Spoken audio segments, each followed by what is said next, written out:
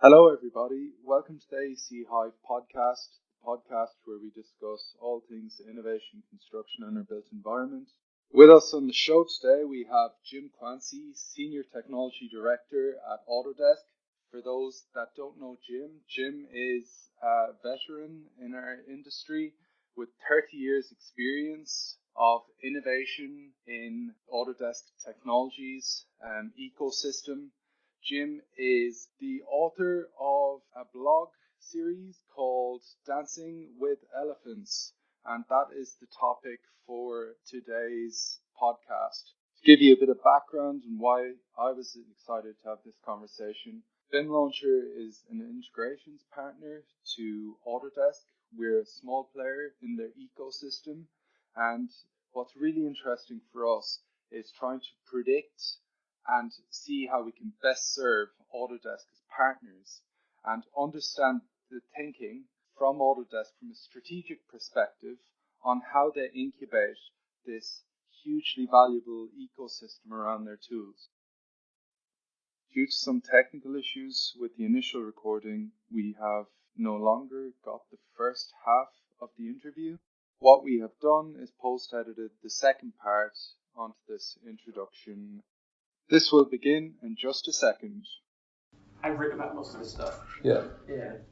So that was more of a desktop world, but frankly, it's not the same. It's not different. It's about how industries evolve. Yeah. Yeah.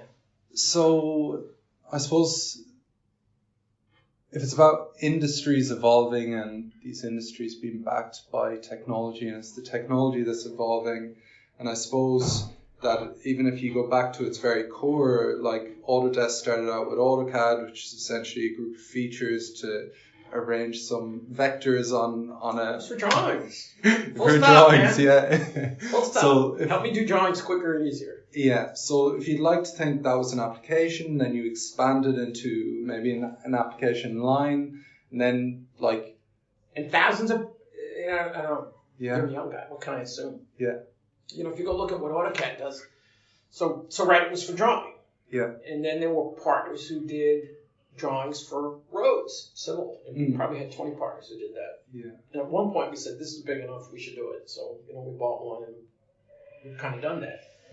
Architectural, there were 40 partners who did architectural apps. Ah, okay. Yeah, we bought one. Yeah. Very close to them. Yeah.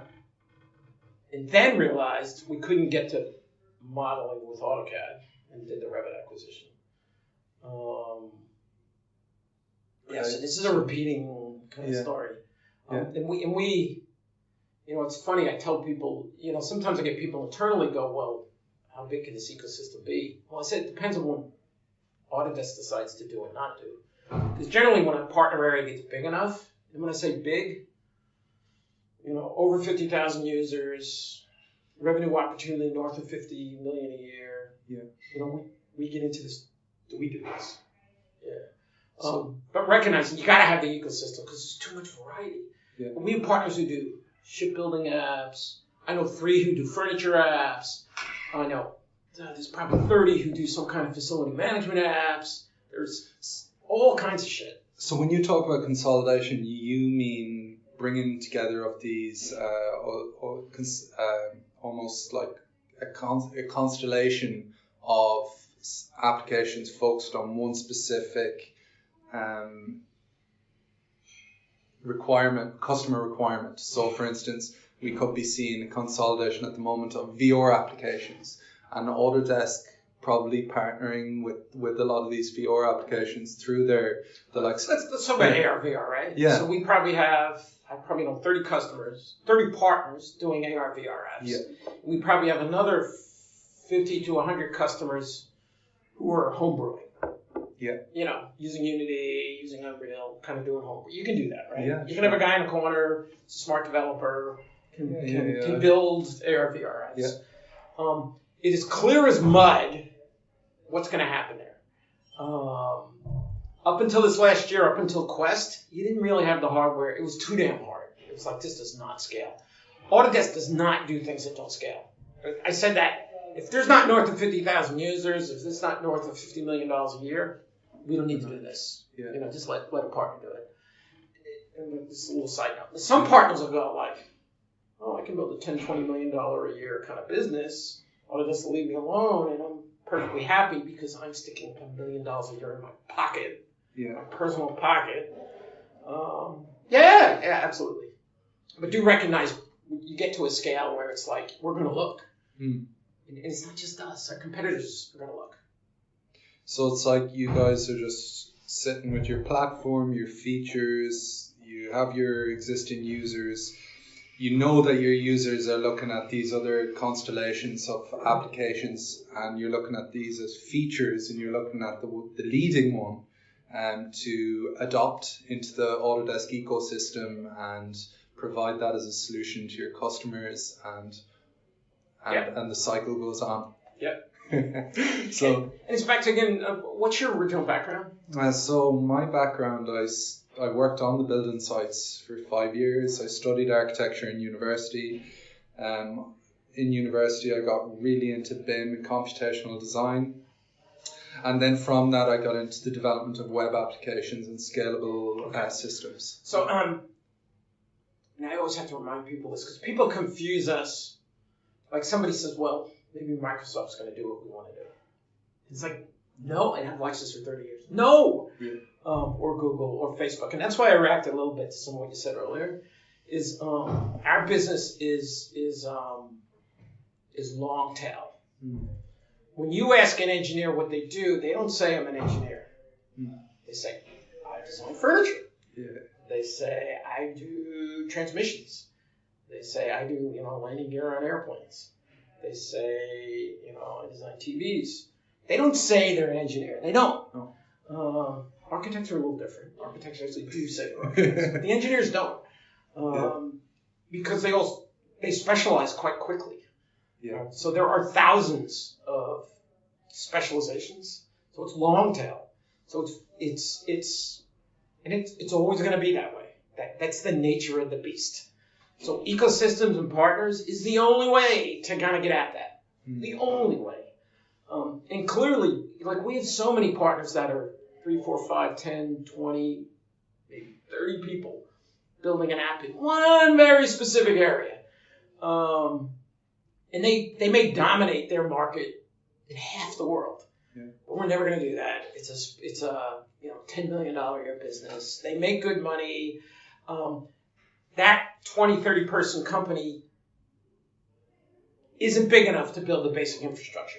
They can't do modeling. They can't do graphics. They can't do it. Yeah. Which is why, when we build that kind of platform, they go, great. Because, we're driving down this niche. And I'll look at BIM 360 so you can sit there and go, right now, maybe it's about the big architectural firms and the big construction firms. But we're already driving down there's in the United States, there's 5 companies that do housing developments. And they do not operate the same way as people who do skyscrapers. And they do not operate the same way as somebody who does rail. Yeah. So the long tail of design and engineering, absolutely, it affects the need for an ecosystem. Interesting one, Salesforce.com. Yeah. You can say, well, how many partners, how many apps do they have? 17,000 or something? No. What? They have like 1,700. 1,700? Yeah. Oh, sorry. AutoCAD is 2,000. Really? Yeah. Now, Salesforce is, 50 times bigger than our AutoCAD business. Yeah. Yet they have less partners. It's the nature of the business. Okay. ERP systems, and if you go look at NetSuite, if you go look at Oracle, if you actually look at the number of kind of apps, ERP systems, it's between that 1 and 2,000. There's actually a natural level of apps where engineering it's more like the 2, 3, 4,000 number of apps. Okay. To get to all the specialized needs of the different customer types. So if we're talking about the dynamics and the evolution of ecosystems, and we're talking about companies like Autodesk, absorbing these applications into Autodesk to play into Autodesk. Is it a feature? Well, is it a product on its own, a module on its own, or is it neither? And it's like that'll be there in the ecosystem forever. Yeah. Okay, so we have Autodesk. Let's talk about BIM 360 and its ecosystem. It's hugely valuable. So we've Autodesk as this mothership of applications and platforms that help people design, build, and operate. Now, I suppose what I want to talk about is, if Autodesk consumes these applications, who's going to be the consumer of Autodesk? Who's going to buy Autodesk? Who's Autodesk going to play? Or is Autodesk too big? And is this? I suppose this goes back to Salesforce. Salesforce is obviously a huge entity in itself. Is Salesforce currently being considered by Microsoft, or is there? So a little bit about partners, and you'll see. I did a blog posting on this. Yeah. When you're working with the elephant, and for Autodesk, Microsoft's the elephant, or AWS is the elephant. So we have elephants. We're with a little guy, right? And then we get partners where we're the elephant.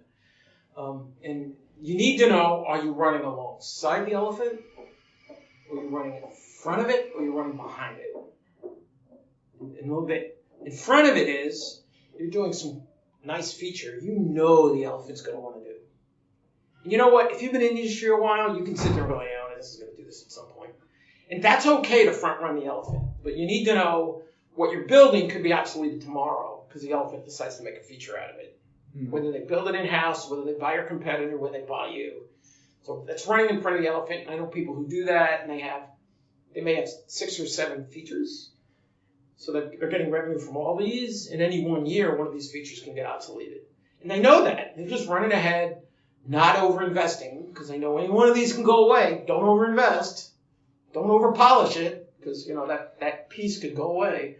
And then there's people running on the sides. So they're driving into verticals. Again, long tail, niche areas, creating capability that is now enough. You can sit there and go, the elephant's not going to do this. I'll bring the home builder market. We took a hard look at that once because we see all the big home builders in the world who come to us, big, these are billion-dollar companies. They'll say, "Hey, Autodesk, I want you to build this, that, and the other thing for me," specific to the home building market. And we took a hard look and we said, how much money is there? How many people do this? I said, no, we're not going to do that. We have partners who do that. So if you look at home building, whether it's guys like MyTech or Coins or ITW or Strucksoft or HSB or, they do that. Yeah. We're not going to do that. And, so you need to know, what do you do? And then there's people behind the elephant, which tend to be pure services business. Autodesk has sold this stuff and their customers need help being more successful. Integration kind of work, that kind of thing. But people will come in kind of post-sale. Okay. Yeah. So you got to know where you are. Right. Running alongside, you're in a niche of some sort that Autodesk is unlikely to do. Running in front. Yeah. Run fast. Have variety, because you can get stepped on in any one area. Or run behind. I suppose it all comes back to context and awareness then of, I suppose, other people in the ecosystem. So, i.e., like Autodesk needs to have a contextual awareness of, I suppose, direction of where you're going, direction that the elephant is moving. Back to Microsoft AWS, which you're interested in. Yeah. We do the same thing. Yeah. Are we in front of them or running alongside them? Well, this is the... And we make decisions to not do things because we're like... So I mentioned earlier, we're not doing ERP for construction. I think I'd say Procore is. Because we want to run alongside Microsoft Dynamics, NetSuite, SAP. We don't want to run in front of that one. We have no interest in running in front. We're going to run on the side. We think that's more profitable. We run into this every day, like with Microsoft. We want their sales guys to look at us as a partner and an asset, not as competition. Just full stop. Yeah. Okay. So it's that same, it's at a different level, but it's that same, are you running alongside, you're running behind, you're running in front. You got to know. You need to know. So how do you... And be honest with yourself. Yeah, I think that... So how do you know what direction this elephant is moving? And the reason that I asked that... You talk to product managers all the time. okay, so that's from I suppose a product perspective, but like if we're talking about the direction that the elephants are moving, and we're looking at the trends, I suppose, from like the likes of Google and Amazon investing in prefabricated companies and different methods and means. You like all this prefab stuff going on? Well, I think that's very important. Yeah, Project Katara. It's all. We work with sticking their fingers in it before they blew up. It's wild. It is, but what is really attractive to this is, you know, about this, I suppose, this incumbent, I suppose, sector within our industry is that it's the savings, it's the efficiencies, the waste or the lack of waste, the construction that's waste that goes away if it's prefab. The time, there's so many, I suppose, benefits. You know, even from a client perspective, you have predictable pricing outcomes. Yeah. Sometimes when Katara get those creases ironed out, that would be so. Or every millennial trying to buy a house and it costs twice as much as they can afford. Absolutely. I mean, would I be happy with a prefab? Some of them are beautiful. Yeah. Yes. But sign me up. Yeah. Yeah. Sure, I've even been looking at like 1-2 bed. They're like, you know, log cabins. They're like 20,000-30,000, and like you're like, I could live in that. But I suppose my point is the TV and the mini houses. What are they? I'm blanking on it. But that does reflect a change in the way people think. Absolutely, which changes what they're going to spend money on. But does it change the direction of the elephant? And is Autodesk going to be stuck running behind? Here's the question then: is Autodesk ahead of the elephant?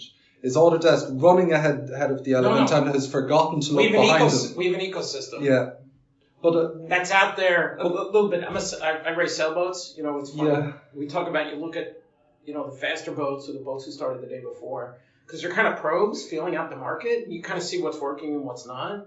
Okay. And the little companies can be quite responsive, zig and zag, and pivot's a way overused word, but they can do that. And it's actually, if we tried to do it, big companies are the shits at that kind of flexibility. It just doesn't work. So there's a whole ecosystem out doing that. We get to sit there and go, you know, are there some of these that are going to become something bigger? And do we buy? Do we buy a partner or not? But I suppose, like, if Autodesk, in the context of, I don't know what you call a smaller elephant, a baby elephant, Autodesk a baby elephant beside the mother elephant, which, let's say, for instance, it's Google here.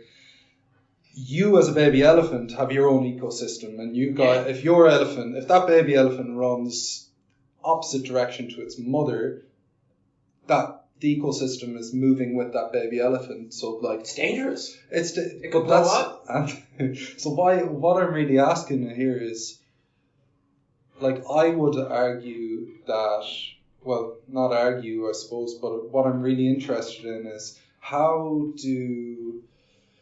if Amazon are looking at prefab and Autodesk is providing... Amazon's selling houses now, right? Yeah, but Autodesk are providing solutions, and their ecosystem is providing services, solutions for an antiquated way of building. And the elephant is looking at, you know, a new way. Like the Elon Musk coming in is saying, look, construction, i.e. that baby elephant, you're doing it wrong. You've been doing it wrong for the last 20, 30 years.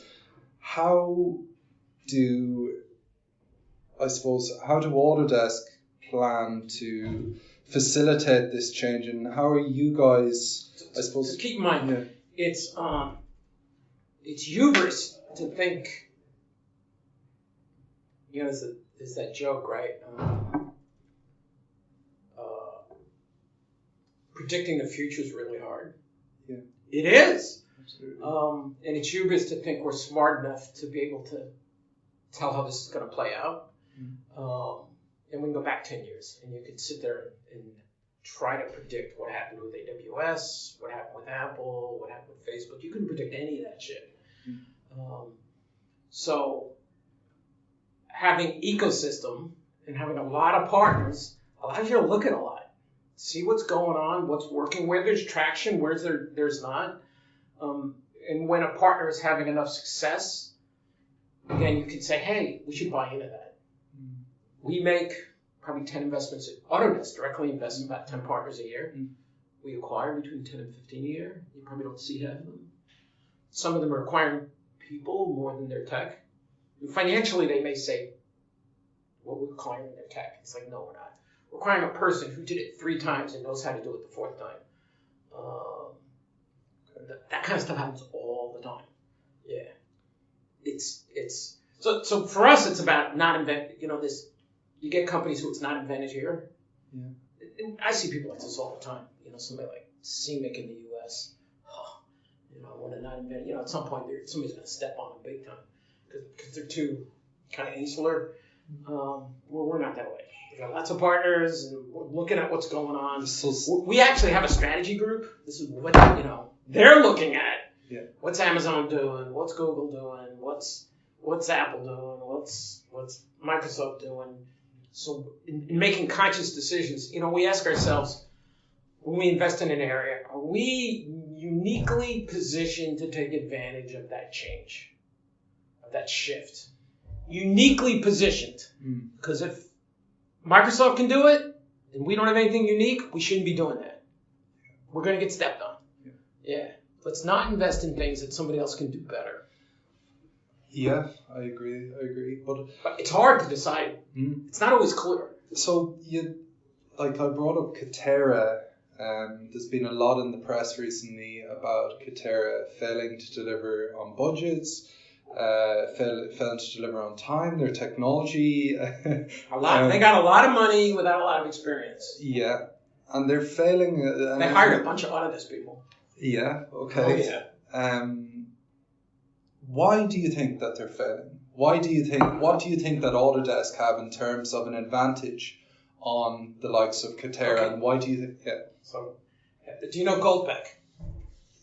I feel like I should. No. Central Germany. Yeah.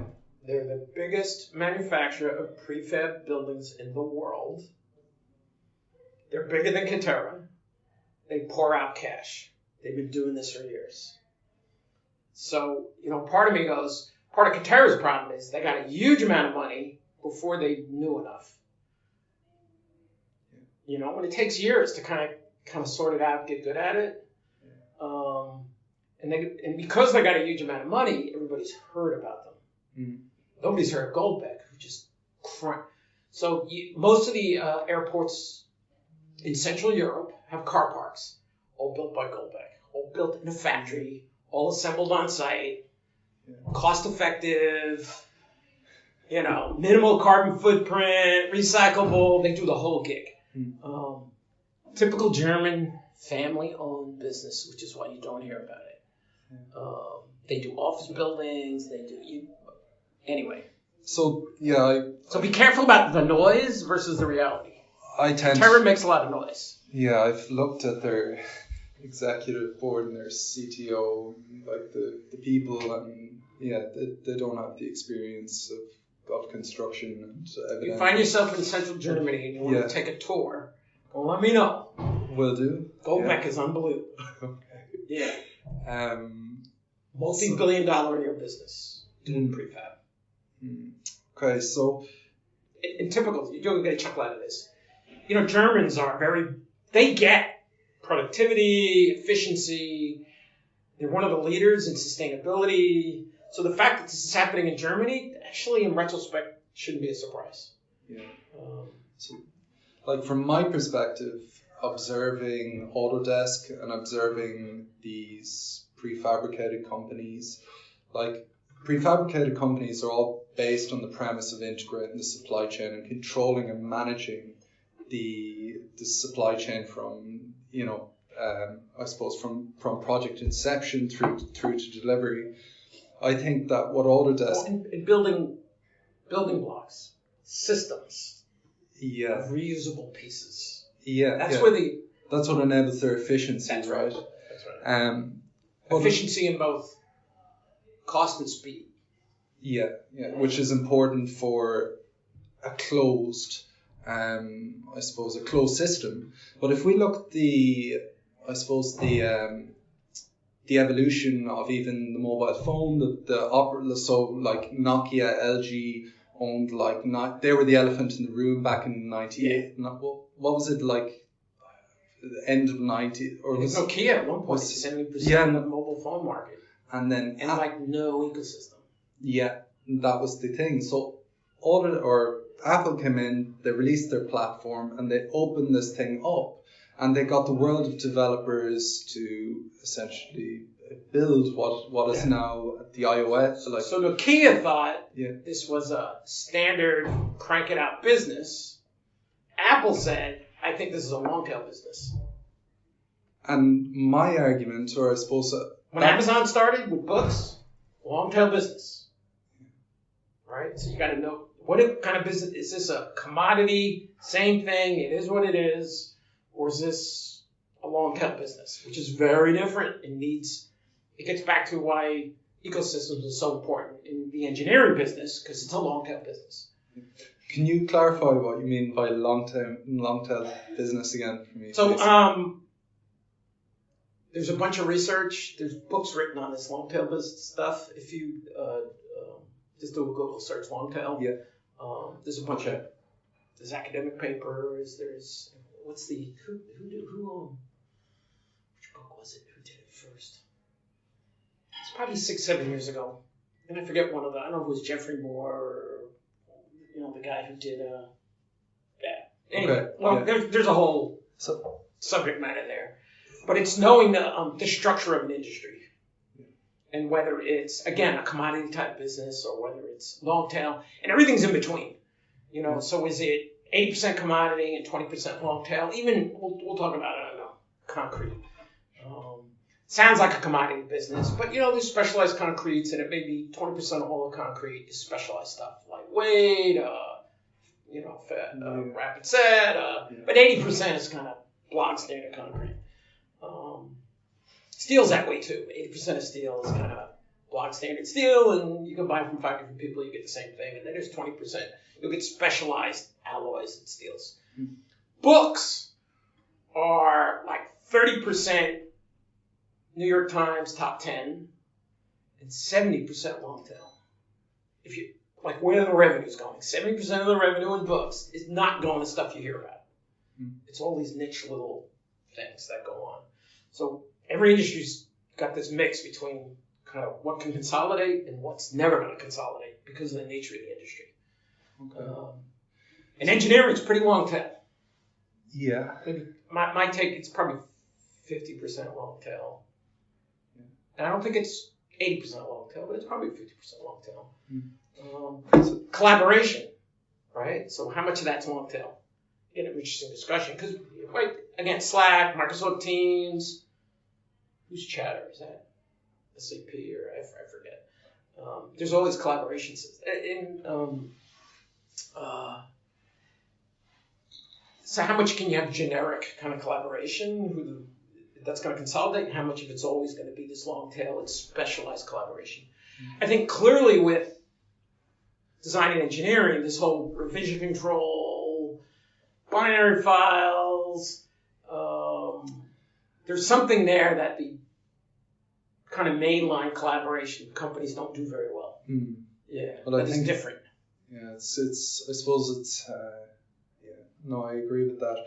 But I want to ask you, do you see the similarity between LG, Nokia, as we've just described, and Katara, and, these closed shop, controlled end-to-end processes? And then do you see Autodesk as coming in with the understanding of the market and being like, I suppose playing the role of Steve Jobs, kind of saying, look, with our open APIs, we want our ecosystem to flourish, and Let me go back to the Katara thing. Yeah. I mentioned Goldbeck. Yeah. Probably half their business is Carparks.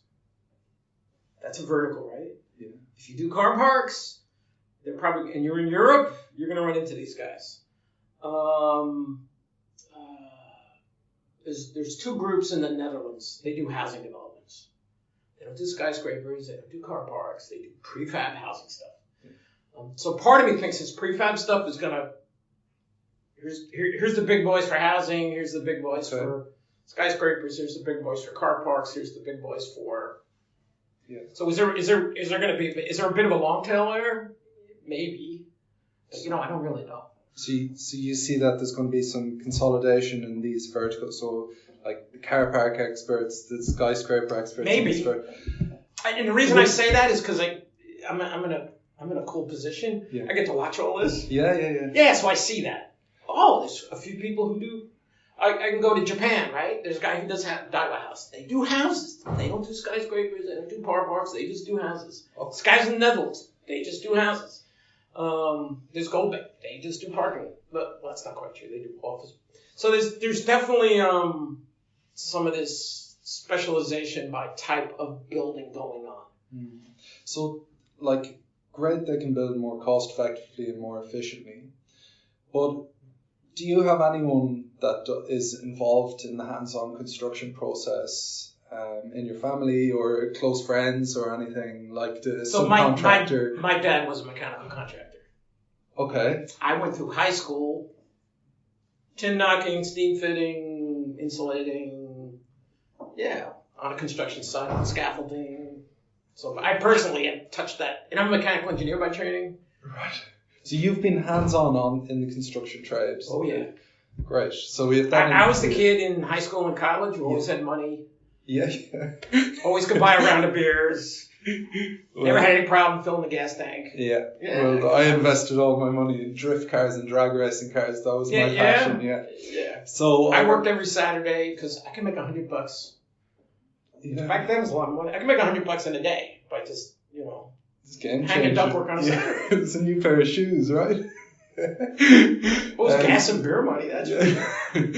So my father still owns and runs a subcontracting company here in Galway, and I've said to him, "Hey, Dad, look, this, What kind of subcontract? Floor screeding." Okay. Yeah. So we have this factory as we pass from our workplace where we are today out to my home, and I look at the factory and I said, "Dad, someday I'm going to have that, and I'm going to build prefabricated houses, and some floor screeder is going to be in there like you, or you can come work for me." And then floor screeder, in the factory. And he said, "No, I'll never work in a factory." And it's really interesting because, I suppose that's the reluctance that this kind of older generation, and I'm sure that a lot of the people in the industry may have, in terms of subcontractors, may have today.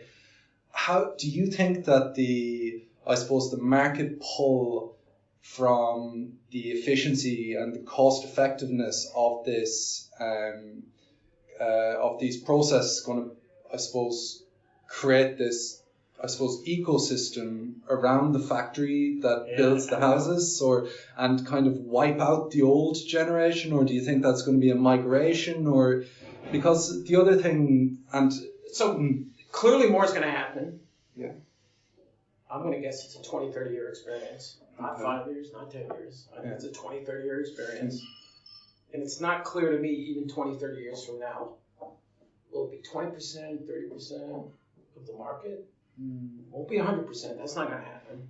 Is it going to be 80%? And those numbers matter. That's not clear to me at all.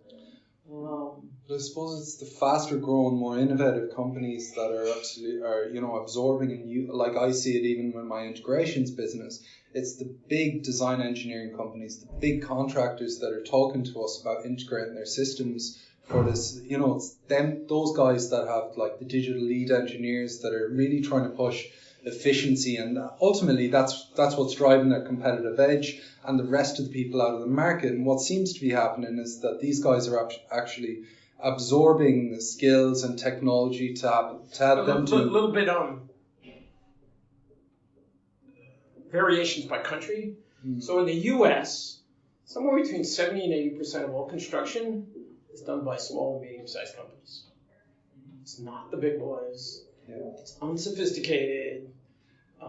Now, if I go to Japan, it's probably 50% done by small, medium-sized guys. And 50% is by the big boss. So it's a little more consolidated. Sure. But there's big variances depending on where you are in the world. Yeah, and it matters. And how do you see the future of that? I suppose, do you think, for instance, Japan, I know Japan, like we've been involved with a Japanese contractor before. They were looking at AI and design. They were looking at all sorts of automation. Be careful with Japan. They like to be viewed as cutting edge. Yeah. But they could just be playing. Yeah. And the person you're working with doesn't view it as playing, but from a company point of view, they're playing. Yeah. Okay. So, it seems that they're a lot more focused on the end-to-end process. So when they engage a client, the client is coming to them it's a lot of design and build. And they have already that metric of 50-50, right? So considering the US is 70-80 SME and large, do you think that When you go to Korea, it's probably 70-30, 70 big, 30% small. Okay, so now we should be even studying Korea ahead of Japan in terms of... Yeah, and Korea does some unbelievable... Yeah. So, I suppose, to my mind, from this, from an outsider projecting the future, I think that's what's going to happen, is that the larger companies are going to prevail, and they're going to provide you can't assume that. Well, if we look at... So... Cannot assume that. If we're looking at trends, for instance... Change tends to come from the little guys. Example, I'm working with a company, have you heard of Bamcor? No. Okay. So they specialize in building houses out of bamboo. Okay. And it's bamboo plywood. Okay. Right? Because bamboo, it's hard. It grows fast as hell, so it's cheap. Yeah. So it's all panelized construction wood.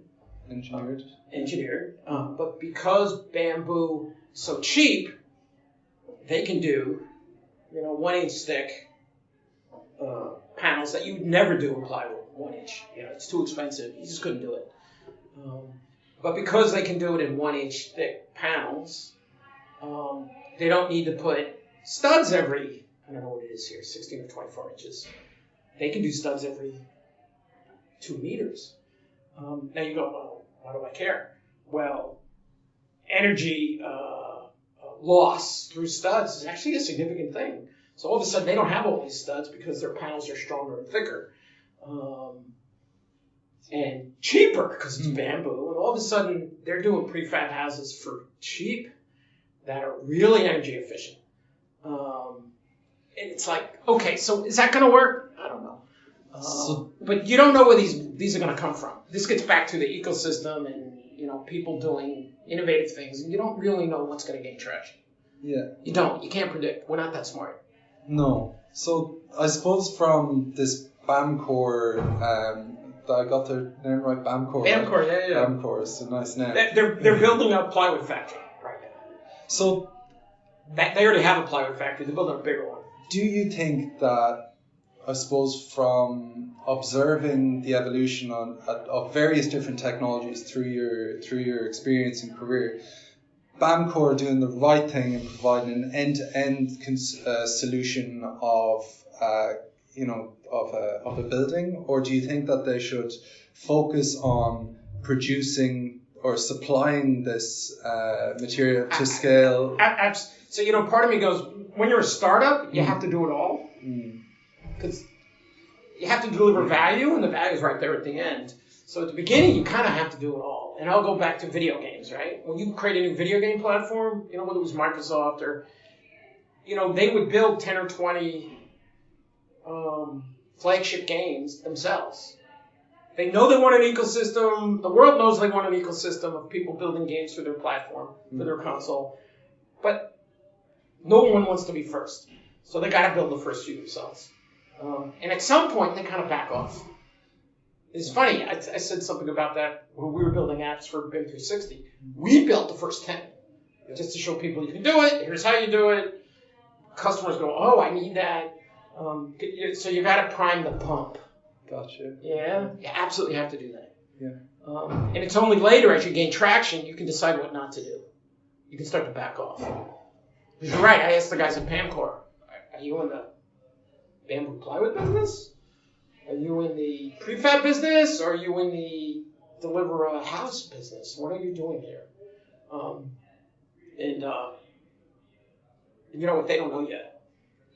Okay, that's okay. But because it's early, yeah, they don't need to know yet. That becomes a strategic decision they make at some point. When they sit there, or they'll get acquired by one of the big 4 home builders in the U.S. and that's what'll happen.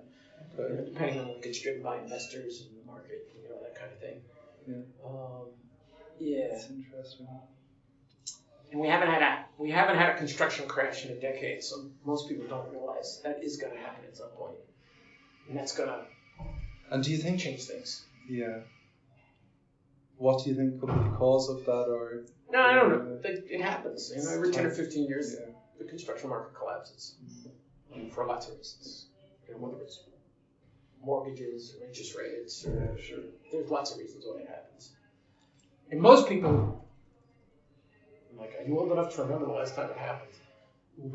The last crash? Yeah, 2007, 2008. That's when I started studying architecture in university. I was like, well, the crash is going to have an effect of X amount of years. Am I going to be employed when I get out? Yeah. Well, I said it'll be on the way back up, hopefully. So I started. So that was 2007. There was a crash in 2008, and I started. There was one back in 2002, and that was kind of the dot-com crash took money out of the system. And there was one in 92, and there was one in 81. I remember the 81. It had a dramatic impact where I was in California at the time. So these happen. When this happens, what happens to, I suppose, your ecosystem that supports because obviously a certain number of people go out of business. Yeah.